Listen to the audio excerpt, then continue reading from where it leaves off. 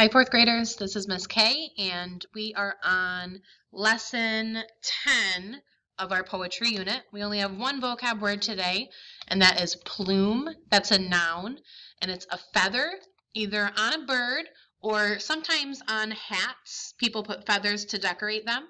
So the plume is that feather. All right. Sorry, Miss Kay was not prepared.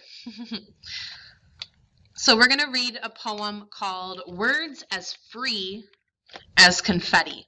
And as you can see, that right there is a simile because it's using the word as to compare words and confetti. So as I am reading this poem, I want you to think about what is confetti and where is it used. So the word confetti, if you don't know what it means, you can look it up in the dictionary.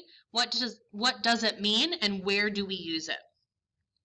And then again, what literary device is being used in this poem's title? So, like I said, we have two things being compared, and we use the word as. So is that a simile, metaphor, personification, or alliteration?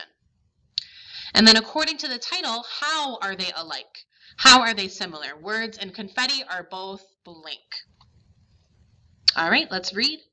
Words Free as Confetti by Pat Mora. Come, words, come in your every color. I'll toss you in storm or breeze. I'll say you. Taste you sweet as plump plums, bitter as old lemons. I'll sniff you, words, warm as almonds, or tart as apple red. Feel you green and soft as new grass. Lightweight as dandelion plumes, or thorn gray as cactus, heavy as black cement, cold blue as icicles, warm as abuelita's yellow lap.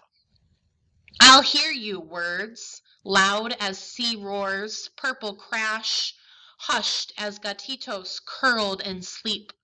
As the last gold lullaby, I'll see you long and dark as tunnels, bright as rainbows, playful as chestnut wind. I'll watch you, words, rise and dance and spin. I'll say you. In English, in Spanish, I'll find you, hold you, toss you.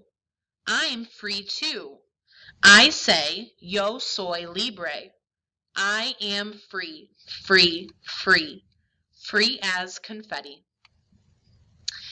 Okay, so remember, we have to listen to poems more than once in order to understand them. So rewind my video, listen to the poem a couple more times, and try to imagine what's going on with the speaker. All right, so your directions are to choose 5 different letters. So for each of these 4, 5, 6, and 7, you're going to choose a different letter. And then you're going to write a sentence using each letter. Your sentences should have at least 3 words that start with the same letter. And I gave you an example here for W.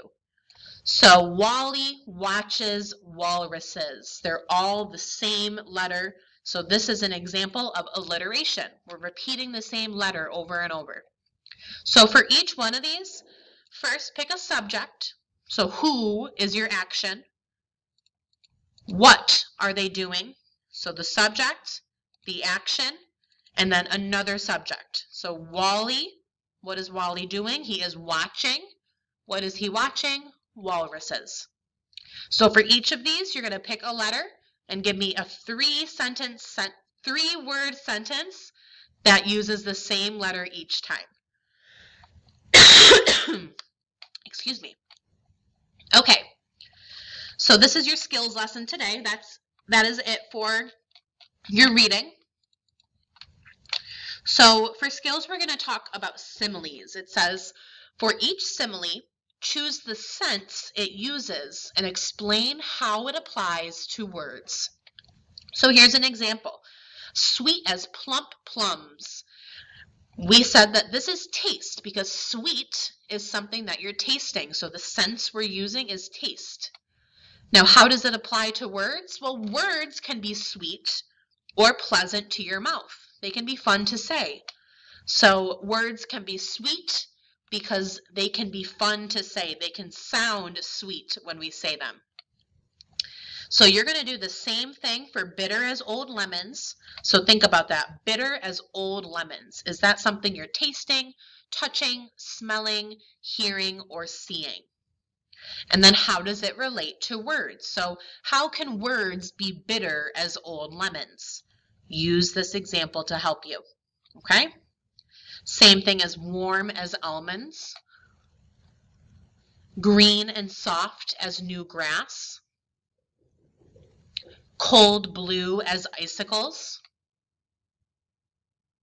And then bright as rainbows. So for each one, tell me what sense is being used and tell me how it relates to words. All right, so the second part of your skills today is a little bit of writing.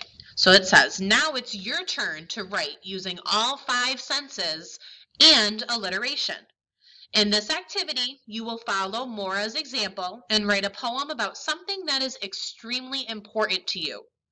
Follow the instructions below to plan, organize, and draft your poem. So this poem we just read, the poet Maura, she wrote about words because words are special to her. She thinks that they're very important and they mean a lot to her. So you guys need to think about something in your life that you find very important. It could be an animal, it could be a person, it could be an object, it could be a hobby. So think of something that you own or something that you love, and you're going to write it in this box right here. Now that you know what object you're going to write about, we're going to use our 5 senses to describe this object. So think of this object in your head and tell me, what does it feel like when you touch it? Is it bumpy? Is it soft? Is it smooth? Okay? What does it smell like? It could be a literal meaning of what it smells like, or you could do like what Maura did and use figurative language. Words don't really smell like, what was it? What did she say?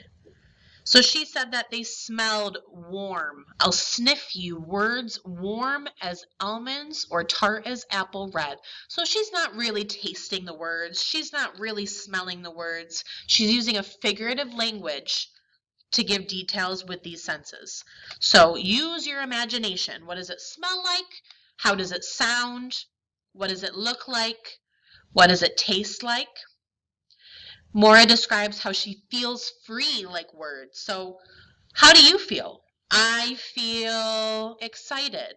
I feel brave. I feel strong. How does this object make you feel? And then number 8, describe a way you are like your object. So I am like words because blank. How are you similar to the object you choose? What do you have in common? Number 9, it says pick one of your answers from above and think about a way to describe it using alliteration. So I want you to add one piece of alliteration in your poem. So you're repeating letters. So just like she did in hers, plump plums, that's some alliteration. What else? Free, free, free, that's repetition, but it also repeats the same letter. I think that's it for this one. She didn't use a bunch of alliteration, but this plump plums is a great example. So think of a short phrase that you can add to your poem to add some alliteration to it. And then last, you're going to draft your poem in the space below. If you have any questions, if you need help writing your poem, please get on Zoom so that we can help you out. And I hope you have a great rest of your day. Bye, Adams.